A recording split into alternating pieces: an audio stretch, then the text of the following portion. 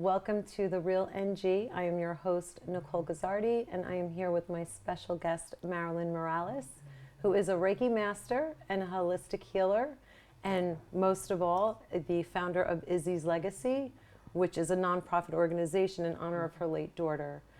So we're going to get into everything, and thank you so much for coming, and I love everything that you're about. I'm not holistic myself, and Reiki I just did for the first time, which was such an experience for me. So introduce yourself. Let's hear a little about, what inspired you to go on this journey.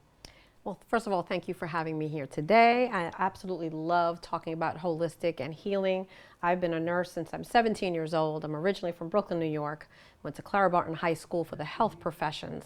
And that's my initiation into the medical world and in wanting to really connect and heal others. Wow. Right? So my family is very holistic minded. My grandmother, who had a hand in raising me, would always tell me about different herbs, different things to help your body heal itself. She was a big believer in not taking medication and in using everything that was available to you from the earth in order to help your body maintain itself. Yeah. So, I grew up. You grew up with it. It was I grew up with born it. into it this. Was, yeah, it's 100%. And the truth is, we're just conditioned, I think, to go to a doctor and just listen to what they're going to say and what they're going to prescribe, because we think this is what we have to do. And right. Sometimes we have to be our own advocate, and sometimes being, in my opinion, I feel like if I'm on one medication, it's just going to lead to another medication, which will lead to another medication. So we're just masking. We're putting a Band-Aid over the issue. Right. We're not curing the issue. But really, honestly, with the herbs and the medicines that, the holistic medications, we'll call it, you can actually heal something rather than sticking the Band-Aid on it, right. To mask it. You can actually heal yourself going the holistic route with non-traditional, routines and medicines. So tell right. me something, talk to me about some type of holistic route that you had to go on that really helped you or cured you or. Well, absolutely. And we have to remember that the holistic route is not just about taking things like herbs and teas, and there are so many other things. It's when you have a condition, a disease, we'll call it, right? Okay. It comes from something else. Before it has affected your physical body, this illness, this disruption happened in your energetic field first, right? So what led to that is what we really have to treat versus the Band-Aid that you're talking about. So medication will treat the symptom, right? Okay. I feel bad, I feel sick, I need something to help me feel better. Yeah. Right? So when you talk about what caused you to become this, right? What causes us to have high blood pressure? What causes us to eat wrong and have high blood sugars and all these things? Well, stress, anxiety, stress will kill, depression, sure. Especially in the last 4 or 5 years, right? Ever since 2020, we've seen a rise in mental health issues, and with that, a rise in physical illness because of it, right? But we have to get to the root cause of what's causing us. So for me, I will share, I had PTSD. Like I mentioned, I'm from Brooklyn, New York. I worked as a public health nurse in New York City when the World Trade Center was hit. Oh, wow. So I was there on the ground. I was working in a public school at the time, like about a mile away from the Trade Center. So I saw lots of things that normal people won't see. And even though I'm a nurse and I've seen people pass before, right? I've never seen it in that way, where I was seeing people making a decision, right, that day to end their lives because what was happening there, was too much. Yeah. So I remember walking out and witnessing all of that and the way that it affected my mental health after that, because it became pictures in my mind, the stress, the anxiety, the fear that permeated every New Yorker after that incident, right? Probably every American. Every American. Yeah. But especially those of us that were there that day and were watching it. Yeah. We're on the street. We're trying to escape. We're trying to save our own lives, right? Yeah. So experiencing something like that, a trauma, and even though I'm a nurse, I always associated PTSD with the military, right? Somebody who goes off to war, something traumatic happens, and then they suffer from this. Well, the war was brought to us, and we weren't ready. Yeah. Yeah. Who could get ready for something like that? And that's really what catapulted you into going into this. Even though you were raised by your grandma and your mom, and this is what they had taught you, Yeah. right? Your mom as well, you said? My mom as well. They all Yeah. believed in this stuff. I didn't. You I didn't. belied that this was the olden days, right? You went and that the we needed traditional Yeah, route. I said, yeah, let's move up with the times, Yeah, guys. yeah. Right? There's medicine now. And that's, you know what, and you just nailed it. Like, I went to a doctor once, and you know, I had gone through a hysterectomy, so I needed hormone replacement, and I refused to take what they were giving me. And this doctor was so angry with me, and talking about, listen, people back then, they didn't live as long. There's a reason why. There's a reason why, because of the medicine today. And I said, with all due respect, I understand your position, but you should respect my decision and let me do my route first. And if I need to, listen, I get it, if it's going to save my life. Right. But let me at least try something. But their doctors, they're just conditioned to just push that medicine on you. You know what I They mean? need to fix you. They want to fix There's you. a need to fix you. Yeah. That's why sometimes physicians have a hard time with that end of life conversation, right? As what happened with my daughter too, right? Especially when you're talking about a child. Yeah. You're going to try everything possible to keep that child alive. Yeah. But at some point we had to make the decision that she had fought enough. And you know, we're not going to make her continue to suffer anymore. Yeah. Right? Those yeah. are hard decisions. Absolutely. But a I couldn't doctor wants to imagine. heal, wants to fix, and wants to do whatever they have to because that's how they're trained. Absolutely, because the last thing they want is someone else to, you know, them to lose another patient, or, you know, of course they want to save everybody, and I'm sure that's why they get into the profession, is to help people, to save people. You know, they're not bad people, you know, not at all. They're very caring and good people, and they're practicing what they know. But there's a whole new world, and my boyfriend, same thing. He's very into the holistic route. He doesn't want to do the traditional medicine, and it's just, I think that it's evolving more. I think more people are doing it. I That's think right. more people are really learning that our body can heal itself through energy, through herbs. You know, There's a even lot of different meditation. things. There's- Aromatherapy. Yes. So for me, that was huge. So after suffering from the PTSD that I realized later that I was suffering from, and it was all the symptoms of the migraines, the inability to sleep, the inability to eat, constant fear, fearful thoughts, right? I realized I'm not the person that I was September 10th. Yeah. Right? And none of us were. Yeah. But it was affecting my every single day life. And how was I going to bring myself back to who I was before that? I had to come back to some kind of sanity, right? Yeah. And what speaks to me may not speak to you, but scents have always spoken to me, right? Yeah. Scents evoke memories. And those memories are either good or they're bad. Yeah. So it's up to you to know which ones are triggering this response, right? Yeah. So the olfactory nerve, the nerve that carries the scent to that part of your brain that elicits a response. That's how it works. Yeah. It's like going into a bakery and smelling those baked goods, the cakes and everything. How does that put you in a great mood, right? Yeah. All of a sudden you're hungry. Oh my God. A smile on your face and you're Yeah, happy. Like you want to yeah. eat this. Yeah. This makes you happy. That's what aromatherapy it is. You walked in there and if you smelled something that brought in a positive memory, that's how that works. I love So it. we use these oils to elicit those positive or to associate. You can train someone to associate this scent with something positive. Oh, I love that. Yeah. And that's what aromatherapy It's almost like a is. pattern interruption. Yes. You know, like all of a sudden you smell that lilac, let's say, and you know that's a trigger to help you feel better, put you That's in a good right. mood. It's, yeah, pattern interruption. That's Absolutely. it. So you pattern yourself into when I smell this, I'm okay. Yeah. I'm safe. I'm good.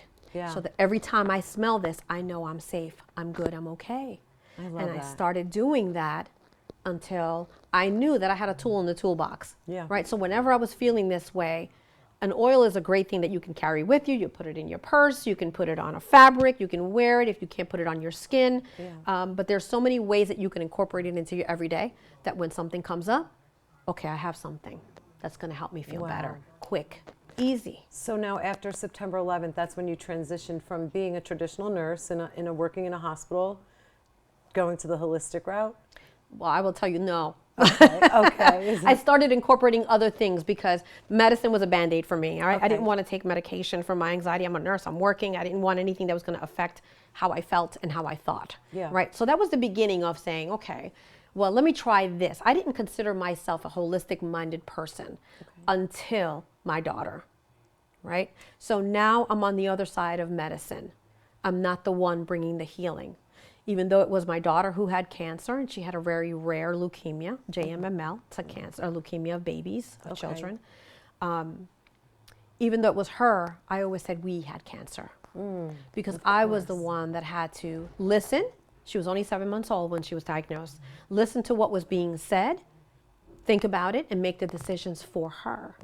Right? Gosh, so it was, we went through everything together. Yeah. Right? When she was in the hospital, it was her and I. I was breastfeeding her up until the end, right? Oh, She passed wow. at 19 months. I breastfed her to the end. Another holistic thing to do. Yeah. Right? When she couldn't eat, when she didn't feel like eating, when she was having chemo, she could still tolerate the breast milk. It helped her, you know. It was to like not almost get like that things. pattern interruption too. 100%. You know, It was her comfort. It was a lot comfort of to things. her. So That there was must a have been lot tough. of things that I experienced with her outside of medicine. These things were making her sick. Sometimes the treatment, you know, is Absolutely. just as bad as the diagnosis. Absolutely. And it was making her sick. So I would try to find ways to help her feel better, whether it was a scent, whether it was music. Right? That's another holistic yes, approach. Absolutely. Music cures the soul. They do say right. that. Absolutely. And every day there was a party in the Morales room. Oh, I right? Because that spoke to her. That was her tool in the toolbox, was turn on the music and it would transform her. Oh, I love that. Right? So it was things like that. I used my breast milk to help heal a rash on her body. I was sitting in the middle of the night, and that's how these things happen, right? In the middle of the night, you're thinking of things. She had this rash that, you know, was getting worse. And I remember someone telling me years before that how breast milk heals and how it can heal skin conditions. I don't know where. I was like, where am I remembering this from? I couldn't remember. But I said, well, let me try it. So I asked one of the nurses to get me a sterile cup so that I could express some of the milk into that. And I used that with a cotton and I put it on her. It was in her private area. And I put it there and I left it open to air. By morning, it was practically gone. So my daughter right now is breastfeeding my grandson, and I had like a pimple on my face, and I actually said to her, like, give me some of your breast milk. And I tried it. So I don't remember, I don't remember if it actually went away, but it was pretty funny. We were laughing. I had her breast milk on my face. Well, guess But what? hey, You made that daughter, right? Yes, yeah, exactly. It's kind of my breast milk. It's too, kind of right? yours. Right? So it was actually after Isabella that you decided to That I really started transition seeing that, to- yeah, there are other things. I have to think beyond, you know, what's being presented to me. Or what you knew, Right. you knew because you were in the industry. That was your field too. Right. So it was like, so do you practice at all traditional nursing or medicine or? Oh, yeah, absolutely. Oh, you do yeah, still? yeah, Okay, I am okay. still that. So holistic modalities are complementary. They work together with those kind of things. You just have to know what works together, right? Yeah.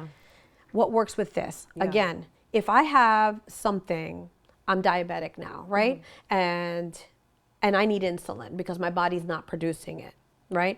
So I need that medicine. Yeah. Or I'm not going to live, Yeah. right? But in the meantime, what makes my blood sugar go up like that? That's what I have to figure out. What part of my lifestyle? That's a complementary part of it.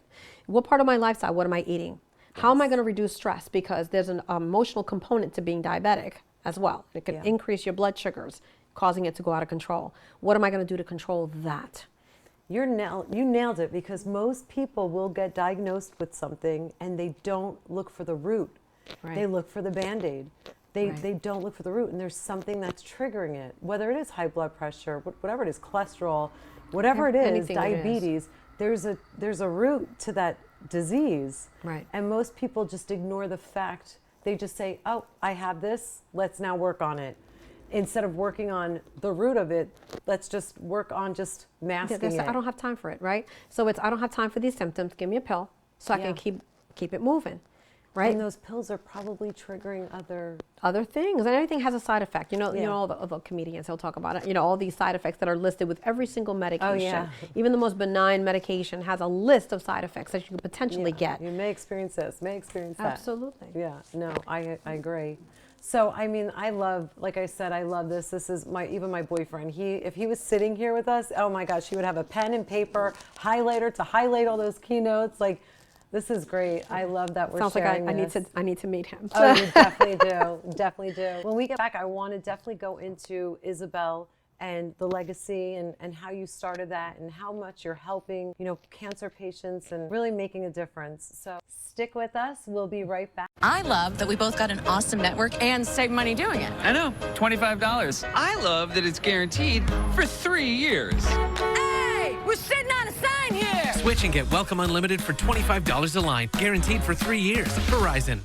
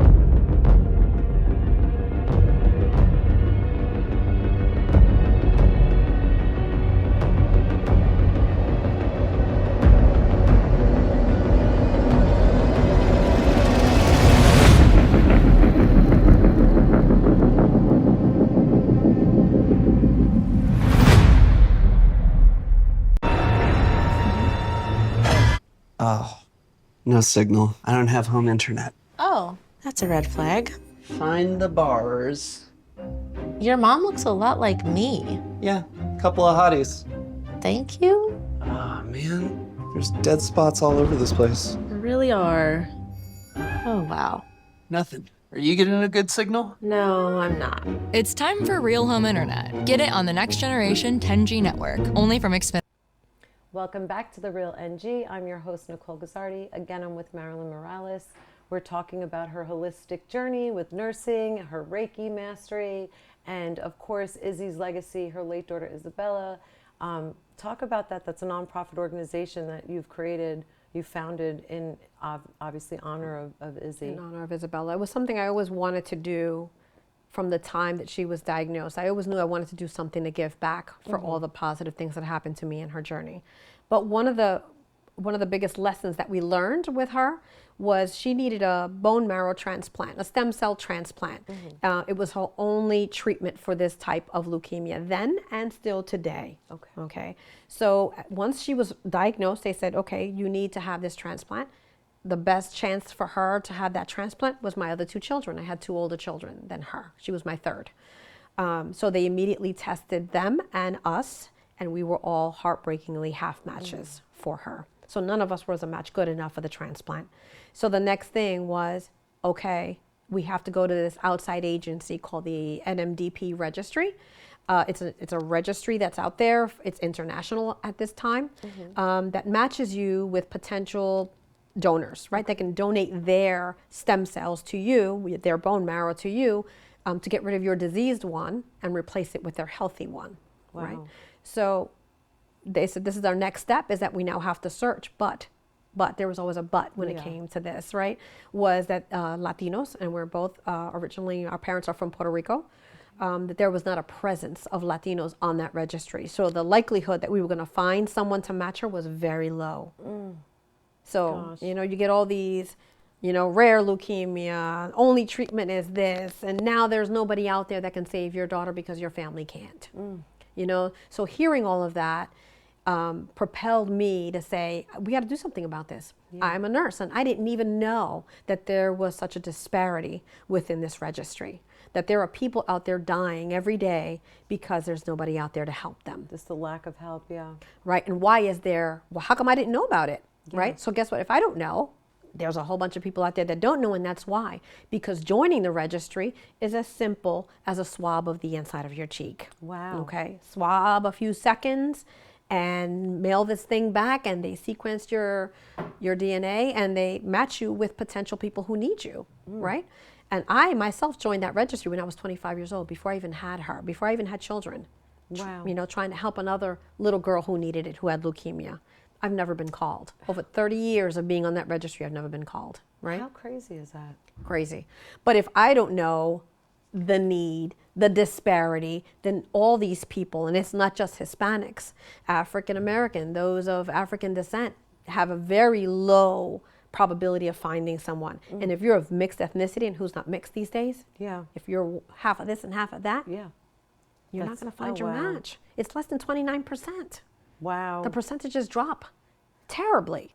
So no one knows this information. No. It's as simple as that. And in donation, right? So before, when you talked about a bone marrow donation, people remember having to go into the hip bone, extract that spongy material within the bone. It was a surgery, you go into anesthesia. It's not like that anymore. It's just like donating blood. Just taking right your platelets. pellets. Yeah, you're awake, you're at the hospital, you get to hang out with nurses like me, right? While they're taking the stem cells from your body, and you get to go home and live your life. Wow. And you just save someone. So what was the first step you took to starting this foundation? You just said, I'm doing it? Like you just... So, you know, I would have drives just to bring awareness from the Okay. time, once I lost her, I continued to try to bring awareness. But it was now my oldest daughter, who was 9 years old when this happened to her sister. yeah. She's now a 27-year-old woman who now works for NMDP, the same organization that helped us. That's amazing. Now she does that same work in honor of her sister. Oh, that is so sweet. Right. So That it is was so sweet. it was her coming home one day looking defeated and me asking questions like, what's wrong? And her sharing the story of a little girl who she was helping to find her match, and the low amount of people that attended that drive compared to another little girl that she was helping who had cancer, who was Caucasian, and thousands Really? showed up for them, and 20 showed up for this little Oh Latina my girl. gosh. Uh-huh. And they had done everything. She goes, I did everything. We notified the news, right? The news was there. So it was television, newspapers. Everybody was there for both cases. She did the very same thing. She's like, why don't they show up? So what did you discover? Why weren't they showing up? And how do you Right. get them to show up?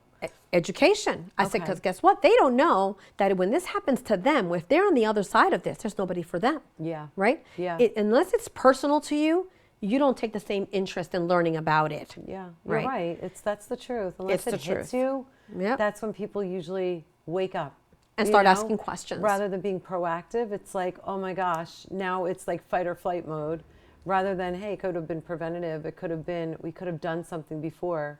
So you're right. People usually just wait until, you know, so educating it's super It's important. So, you know, 100%. I was heartbroken when I heard of this mother who was crying to my daughter saying, why does no one care about my child? Why does my child not matter? Every Yeah. child matters. Every human matters. Of course. And of that course. just fueled an anger inside of me that said, well, I'm going to do something. I don't know what it is. But I you said, did I'm it. going to do something different. Yeah. Because if I don't do something different, we'll never have a different outcome. So I love that. decided to write a book called When the Answer is No, Okay. Finding Purpose Through Pain, sharing my story of 9/11, PTSD, and the story of Isabella, sharing holistic things to add to your toolbox and how I was able to heal myself. But with that, sharing the information with a link available in the book to have you join that registry, because it's as simple as scan it, put your information in, the kit comes to your house. You don't even have to leave your home. Oh, wow. The kit will And you come to just your house. swab it? Put it in a prepaid postal And then- envelope, mail it back, and boom, you're in. Wow. And then you just go on a list. Yeah. As, you know, you have to be someone that- between the ages of 18 and 40. Okay. Right? So that's one of the criteria that I like to mention, right? Okay. If you're over 40, you're just overqualified. Okay. Why? And it's not discrimination, it's because the younger the donor, the better the outcome for the patient. Okay. Right. Okay. Healthier cells, Healthier cells. better outcome. And who Yeah. wants to do this twice? No, I know. Oh Right. gosh. So I want to go back to your children. You had two children at the time while Yes. Isabella was sick. How did you cope with balancing being the mother to them that they needed you to be, fighting for your daughter, and just keeping your composure and your strength to just keep going? Like, how was that time for you? I can't imagine it being easy at all. No, not at all. It was one No. of the darkest times of my life. But it also taught me a lot of things, right? So I, at that point, started to learn to be in the moment and to stop thinking about tomorrow, right? Because I was always that type A personality that had to plan for the future, which is why I became a nurse so young, because I was thinking ahead all the time. Yeah. But when something like this happens to you, you have no control over tomorrow. Yeah. You only have today and the decisions that you make today. Yeah, So no reactions. presence Yeah. was huge for me to be present with my children. You know, I ended up trusting the nurses that were caring for my daughter enough to say, all right, my husband's here. Yeah. He's not a nurse. He's going to stay with Isabella. But I need you guys to keep an eye on her. If something changes with her, she's a baby, right? Keep an eye on her so that I can go home in my other children's environment and be a mom to them for a little while. That must have been so hard. It I'm was- so sorry you had to go through that. I'm so sorry. And I'm not the only one that I has know. gone through this. I'm not the first. I certainly won't be the last. But these are the things that we have to remember. And this is why you're making the difference. Like, this is why you're doing what you're doing. Right. You know, to help those people, you know, and it's very commendable because, of course, having a nonprofit, it's a lot of time, it's a lot of work, and you're doing it out of the goodness of your heart because you really do want to make that change. So that's just beautiful that, you know, you've done this and in Izzy's honor and in her name. Now your children today, you said your daughter is actually working for, Yeah. and now your son, does he do anything with it or at all, or is he? Well, they're all part of it. They're all on the board, right? They are? I They're love all that. part of it. They're part of the fundraisers. They help do the education. They've been helping their sister with drives. I now have a younger one, Lorenzo. He's my youngest. Oh. So he came after Isabella, the rainbow baby, right? Okay. But he also, it's almost like he knew her because we talk about her all the Of time, course, yeah. right? That's another important thing when you're grieving. Helping people with grief is something I also do. How to navigate grief. Yeah, Right. And allowing yeah. people to talk about the people that they lost. Yeah. Right. Not just pretend it didn't happen or that they didn't exist. Yeah, I love that. I Right, love that so- because that is, you know, that's the way you keep people alive is through the memories and talking about them and making sure, like my children never knew my father. He passed, well, my oldest did. My youngest was only 6 months old, and then my middle guy was 6 months old at the time. My youngest wasn't even born. So they all know him. They see the pictures. I talk about them. I Yeah. say things that he used to say, and the way I am, I feel like I'm like, a mirror of him, but it's so important that you do keep that spirit alive, because That's right. they are still here. They're always going to be with us. Maybe not physically, but they're But always going to always be with here. us. And I that's agree. why we named the organization Izzy's Legacy, because it's something she started when she was here on Earth, right? All the lessons we learned, all the people that she helped and inspired throughout Yeah. her short life, she inspired a whole lot of Oh, people. I bet. Changed a whole lot of lives. Oh. And that didn't end with her physical presence. Yeah. That continues forward I love with that. sharing the lessons lived and how we continue to live in her honor Yeah. and move forward from that. So So no, We're she just was a keeping it up. baby. She was 7 months old, you said, when she was diagnosed, and she passed exactly a year from her diagnosis. Wow. So October Like to the day. 2007, yep, she was diagnosed, and October 16th of the following year, Wow. she succumbed to complications from being immune suppressed. So at 7 months old, I mean, they're just learning how to crawl. They're getting their teeth at that time. They're starting to eat some solids. So, tell me, like, how, as a mother, to watch this tiny baby that was helpless, so to Yeah, speak. and very healthy. She appeared very healthy, except she kept getting infections, right? Which is what prompted me to say, they just kept giving me antibiotics and things, and I was like, no more. Yeah. No more. I said, I need further testing. I need blood work. I need to know what's wrong with her. She keeps getting sick, right? But she didn't. She was eating. She was playing. All was good. Wow. They kept telling me she doesn't look sick. Yeah, she's Well, like a you healthy can't. little baby. She's not but- wearing a sign say I have cancer, Yeah. right? She Yeah. can't say Yeah. how she's really feeling, Wow. right? Hard. It hard is stuff. hard, but you've made it through, and you're Absolutely. making a difference, and you're helping others along the way in her honor. Her legacy lives. And how can people find, anything about the foundation and how they can be a part? Speak to the Hispanics that maybe you can help out. How can they find this? And this is for everyone, not just Hispanics, Okay. right? For everybody, because no one has 100%. 100% they're going to whatever. find someone. Yeah. Yeah, they're going to Yeah. find somebody. So we're all in need. Even those little girls that I mentioned before, Yeah. they didn't find their match, even though thousands of people showed up, right? Yeah. So everyone it's important, but izzy'slegacyinc.org is our website. Okay. Right there, you find all the information. You can sign up. You can get your kit sent to your home so you can join the registry. You can donate financially, because another leg of Izzy's Legacy is that we help people financially on a cancer journey, because I went through that. I couldn't work, so it was really hard. Oh, I bet. You know, maintaining bet. a family and potentially losing everything because you can't work, right? So we want to help people like that too. We have been. Yeah. You know, people held a fundraiser for us when we were going through it, and we're just turning it around and giving back with that. I love that. But izzy'slegacyinc.org, one-stop shop, get everything there. Contact me. Let me know how you want to help, and I'd love to have you guys help me out. Marilyn, you are amazing. You are a true warrior. Honestly, I wish there was a million Marilyns, and there probably are, but I wish I knew a million Marilyns. But thank you for joining. Marilyn, thank you for being here. You're, again, such an inspiration. And, Thank you. And I just, I wish you very well, and keep just changing those lives and saving, because it goes such a long way. Thank It you. does. Thank you. One day at a time. One day at a time. Thank you for watching, and we'll see you on the next one.